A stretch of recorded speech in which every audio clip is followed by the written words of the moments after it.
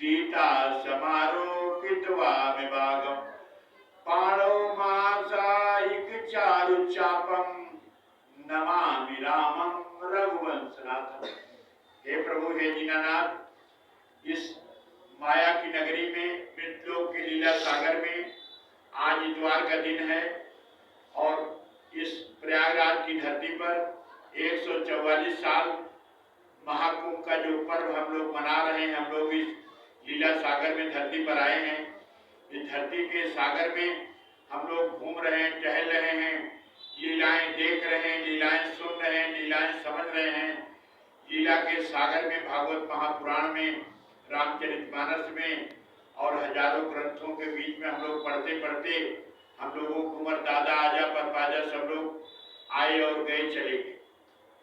और हम इस पे जिसे लोग कहते हैं कि हमें क्या मिलेगा, कब मिलेगा, कहाँ जाना है, कैसे करना है, ये सब चीजें जो है भगवान ने आपका लिख करके भेज दिया है कि आपका जन्म कहाँ हुआ, कैसे हुआ, कहाँ पर जाना है, कहाँ पर खाना है, कहाँ पर नहाना है, हर चीज फिक्स कर दिया। गोस्वामी तुलसीदास ने एक चौपाई लिखा, सकल पदार्थ है जग माही और कर्महीन नर पावत नाही और जे विधिनाथ होई हित मोरा करहु सुबेगी दास मैं तोरा।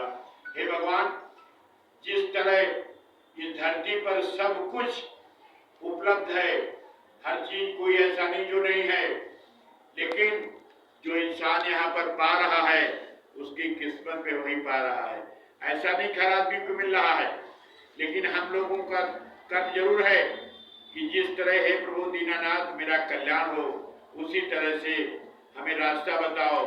हे प्रभु आनंद दाता, ज्ञान हमको दीजिए, लीजिए हमको शरण में, हम सदाचारी बने।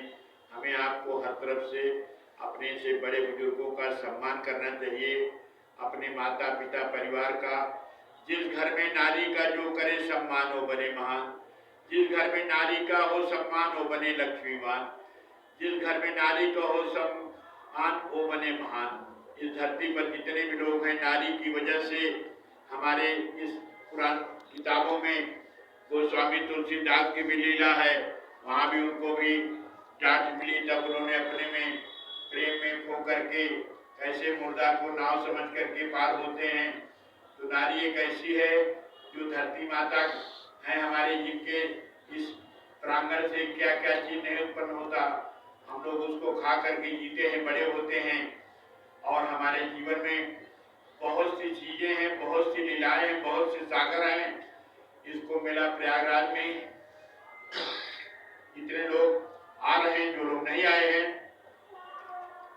मैं संत धर्मपुरी निशा प्रयागराज, भगवान ने दाहिने हाथ में दुर्गम बनाकर धरती पर जन्म दिया और शनि भगवान के 1009 नाम की किताब का लेखन करवाया और बगली मुखी माता का पूजा कराने के लिए पूरे विश्व के 15-16 लोगों में विशेष नाम डाला। ये हम अपने को गौरवान्वित महसूस करते हैं और हम ये चाहते हैं कि जो भी लोग इस धरती पर जन्म लिए हैं, वो लोग जो हैवान मिले उसको इंसान बना, इंसान बन करके जीवन जिए, हैवान का रास्ता बदल करके। हमारे भागवत पुराण में जैसे अजामिल जैसे आदमी को हैवानियत को नारायण का नाम लेकर के, कैसे नारायण की कृपा से 3 बार नारायण का नाम लेने से हम लोगों का जीवन नारायणमय हो गया।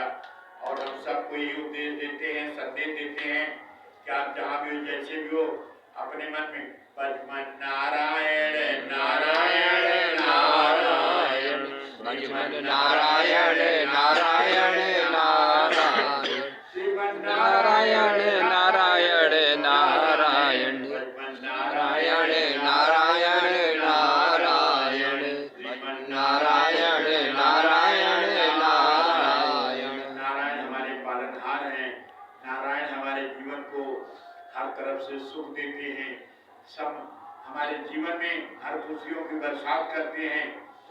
हम लोगों को जीवन में, जैसे एक समय की बात है, एक बहुत बड़े महान आत्मा वाले, उन्होंने कहा, बड़ा उनको घमंड था, बड़ा गर्व था।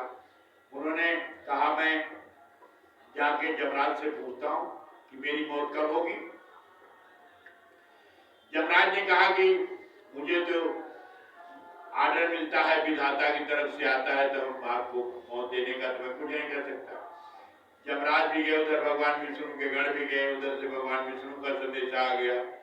उनके यहाँ जैसे जाते हैं, जाने के बाद उन्होंने अपने में जब पूछा कि मेरी मौत कब होगी, तो उस चीज के लिए जो है तुरंत उन्होंने कहा कि आपका जो समय है, जो चक्र है, अभी पोथी बोल में देखा, बोले बस आपकी मौत 2 मिनट में होने वाली है।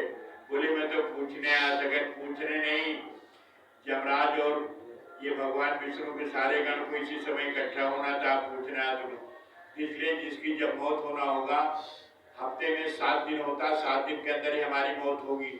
और हम लोग अपने में उस जीवन को बनाने के लिए, बदलने के लिए, करने के लिए, कर्म करने के लिए, कर्मण्येवाधिकार से मां प्रेस करें, कर्म करना चाहिए, लेकिन फल की इच्छा नहीं करनी।